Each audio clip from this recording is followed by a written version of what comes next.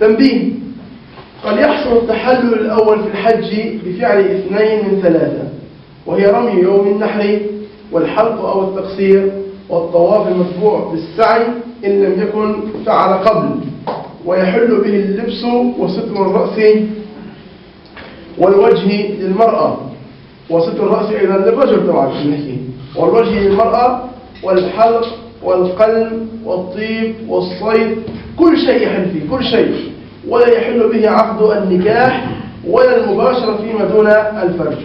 إذن التحلل الأول يحصل بفعل 2 من 3 عند الشافعيين: الرمي يوم النحر والحلق أو التقصير والطواف. طواف إيش؟ طواف الإفاضة. الطواف المتبوع بالسعي هو طواف إيش؟ الإفاضة.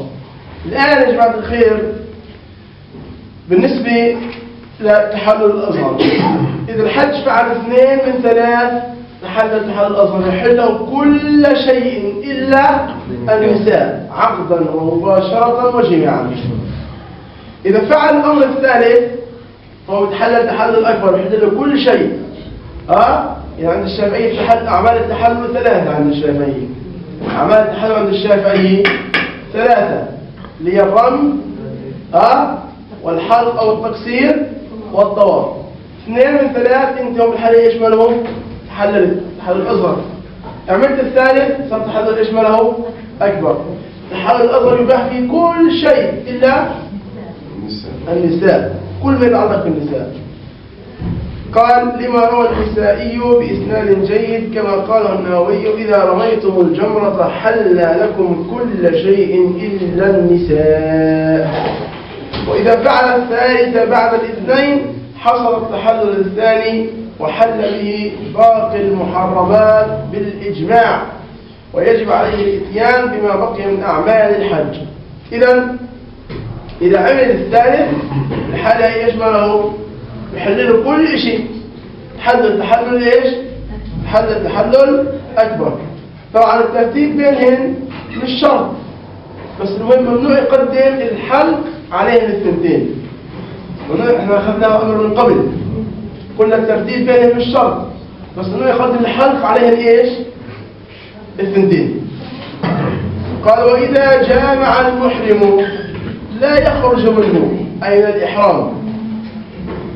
إذا جامع المحرم لا يخرج من الإحرام بالفساد، بل يجب المضي في فاسد نسكه من حج أو عمرة، لإطلاق قوله تعالى: وأتموا الحج والعمرة لله، فإنه لم يفصل بين الصحيح والفاسد.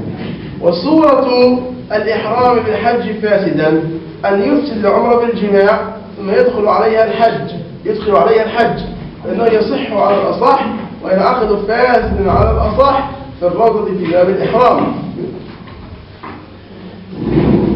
قال في الجواهر: وإذا سئلت عن إحرام ينعقد فاسدا فصورته ولا أعلم له أخرى، وأما إذا أحرم وهو مجامع فلم ينعقد إحرامه على الأصح في زوائد البرضة. إذا شخص جمع زوجته كنا وهو محرم قبل الإحرام الأول، حجه إيش ماله؟ يفسد. بس إيش يعمل إذا حجه فسد؟ قال العلماء في هذه الحالة إذا أفسد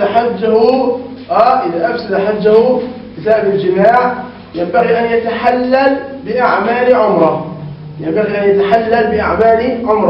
يروح يعمل عمرة، يعني يسعى ويطوف ويسعى يعني يقصر، يتحلل بأعمال عمرة.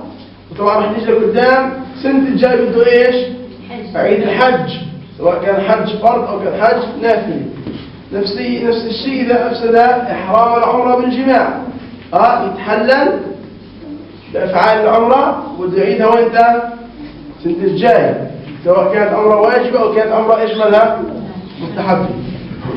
قال: وإذا جامع المحرم لا يخرج منه، يعني الإحرام، بالفساد، بل يجب المضي في فاسد نسك من حج أو عمرة، فإنه سبحانه وتعالى يفصل بين الصحيح والفاسد في قوله: وأتموا الحج والعمرة لله. قال: وصورة الإحرام بالحج فاسدا أن يفسد العمرة بالجماع ثم يدخل عليها الحج، فإنه يصح على الأصح وينعقد فاسدا على الأصح في الروضة في باب الإحرام. يعني نفرض أنه شخص معتمر، شخص معتمر جامع زوجته وهو محرم، ثم نوى إيش؟ الحج، ثم نوى الحج. قل في الحالة هاي ينعقد حجه وإيش ما له؟ ينعقد حجه فاسدا، لأنه مثلا إحنا الآن نطلع الحجاج متمتعين بنوع عمره، صح؟ فالآن هو محرم بالعمرة جامع زوجته، لا ينعقد حجه. لو أجى بعد الدين يحج ما عقدش. ماشي؟ نعم.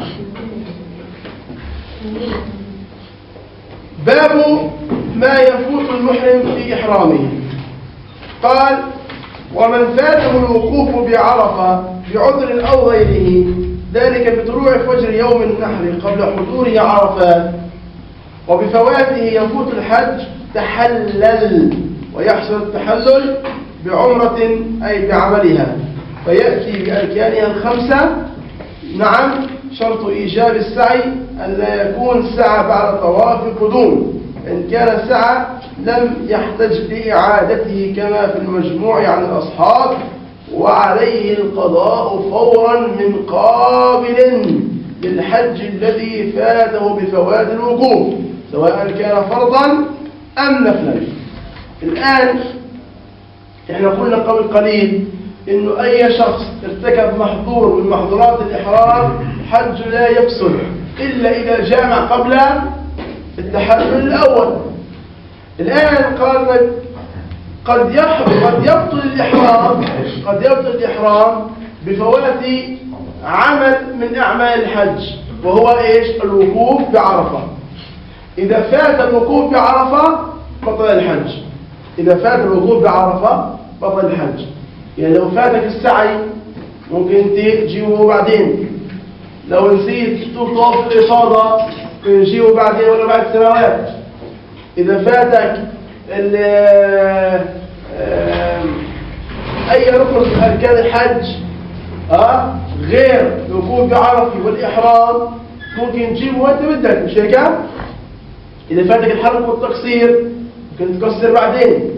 لكن إذا فاتك الوقوف بعرفة الحج إيش ماله؟ الحج يبطل إذا فات الوقوف بعرفة، لأن الوقوف بعرفة وقته مضيق. لكن مثلا السعي بين الصفا والمروة تقدر تسعى وأنت بدك، طواف الإفاضة تقدر تطوف إيش وأنت بدك. يعني ممكن إنسان يروح وينسى طواف الإفاضة، لو بعد 5 سنين 6 سنين بيرجع إيش ماله؟ يطوف طواف الإفاضة. ممكن إنه يسعى، لو بعد 5 سنين بيرجع إيش ماله؟ بيسعى. لكن طبعا إذا نسي يطوف طواف الإفاضة مشكلة، هو لأنه بده يروح يبقى إيش ماله؟ محرما. يعني مثل إنه شخص روح على البيت ونسي يطوف طواف الإفاضة، هذا محرم. يعني أنا قبل فترة أسبوعين اتصلوا في إحدى النساء رجعت من الحج ولم تطف طواف الإفاضة، ما طفتش، وفتنا بتسأل بعد سنة من حجها. الآن محرم يعني لأنه الآن تحللت تحلل أصغر. طواف الإفاضة يعني كنا إلى 2 من 3 تحلل أصغر، الثالث يصير إيش ماله؟ تحلل أكبر. معناته الجماع لا يجوز في الحالة هاي. شيكا أو إيش المفروض تبعد عن زوجها وتبقى محرمة إلى أن ترجع أخرى مرة في أي وقت، مش مشكلة، مش شرط موسم الحج، في أي وقت تروح تطوف طواف إيش؟ الإفاضة. ماشي؟ لكن لو فات الوقوف بعرفة خلاص، إذا فات الوقوف بعرفة بطل إيش؟ الإحرام. طب الحالة هاي إيش بدي يساوي؟ قال لك بالحالة هاي بتروح يعمل أعمال عمرة، بتحلل. فأعمال العمرة اللي هي معروف بالطواف ثم السعي ثم الحلق أو التقصير، مش هيك؟ يعمل أعمال عمرة وبده سنة الجاي إيش يعمل؟ يجي يعيد الحج من جديد، ولو كان حجه تطوعا.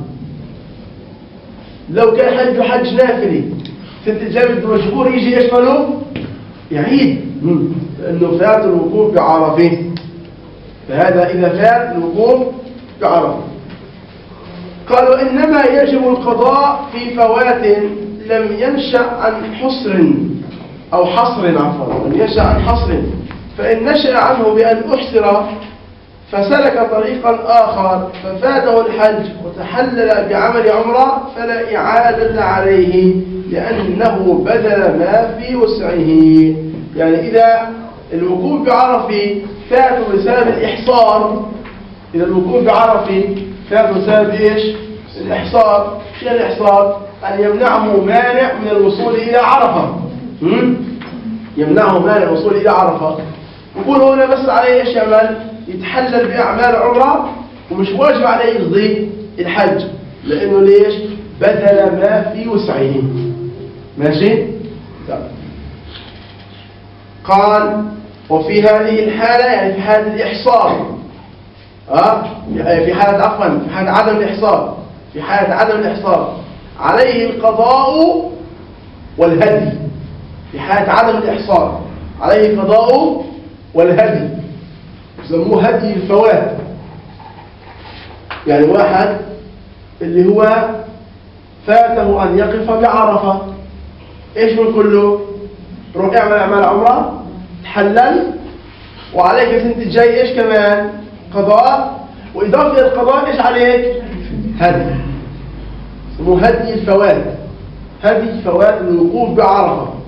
لكن إذا سبب فوات الوقوف بعرفة الإحصار، هذا يشمله معذور، من كله تحلل بأعمال عمرة ولا شيء عليه. قال ومن ترك ركنا من أركان الحج غير الوقوف أو من أركان العمرة سواء أدركه مع إمكان فعله أم لا كالحائض قبل الطواف لم يحل، أي لم يخرج من إحرامه حتى يأتي به، أي المتروك، ولو بعد سنين، لأن الطواف والسعي والحلقة لا آخر لوقتها. هذا اللي حكيت لك إياه قبل شوية، إنه إذا فاته ركن من أركان الحج غير الوقوف بعرفة إحرامه إيش ماله؟ لا يبطل، يبقى محرما، ويأتي إيش؟ بما فاته ولو بعد سنين. يعني نفس الشخص مرة أيضا أحد الإخوة سألني إنه رجع البلاد ولم يسعى، فكان إيش؟ قد سعى بين الصفا والمروة مع طواف الإفاضة. طبعا إحنا عندنا مشكلة، لأنه إحنا نروح حج تمتع، يعني إحنا عندنا يعني بنطفش قبل الوقوف بعرفة. في ناس يحجوا حج إفراد، بروحوا يطوفوا طواف القدوم ثم بيسعوا. هنا إذا سعى بعد طواف القدوم قبل الوقوف بعرفة، إذا سعى قبل الوقوف بعرفة بعد طواف القدوم، يعني في ناس يروحوا على الحج مش زينا بأسبوعين، يروحوا الحج كل يومين، فتلك بروح كل يوقف بعرفة بروح على مكة بطوف طواف الزيارة طواف القدوم ثم بيسعى. هذا السعي يجزئه عن السعي بعد طواف الإفاضة، بس إحنا مشكلتنا وين بنطوف بعد الوقوف بعرفة، مش هيك؟ إحنا بنطوفش قبل الوقوف بعرفة، بنطوف بعد الوقوف بعرفة. قبل الوقوف بعرفة يكونوا متحللين هم، مش هيك؟ الآن نفرض أحد الأخوة سألني قال لي إنه لم يسعى بين الصفا والمروة، طب إيش الحكم؟ وأنت ركن من أركان الحج، طب الحالة هاي مجبور يرجع أخرى مرة في أي وقت، مش واجب يعيد الحج، ويروح يعمل يسعى بين الصفا والمروة. طبعا بتحلل، هو متحلل، لأنه السعي بين الصفا والمروة ليس من أعمال التحلل، هو متحلل، يعني أهون من تلك المرأة اللي قلنا عنها. بروح هذا الرجل بيسعى بين الصفا إيش والمروة كمان مرة. طب وإنت في أي وقت شاء يتيسر له يروح، بس يبقى حج ناقص حتى يأتي بهذا الركن. إذا هذا معنى هذا الكلام، إذا فات أي ركن غير الوقوف بعرفة يمكن يتداركوا بعدين. إذا فاتوا أي ركن غير الوقوف بعرفة ممكن يتداركوا بعدين. طبعا نسمع الأذان إن شاء الله.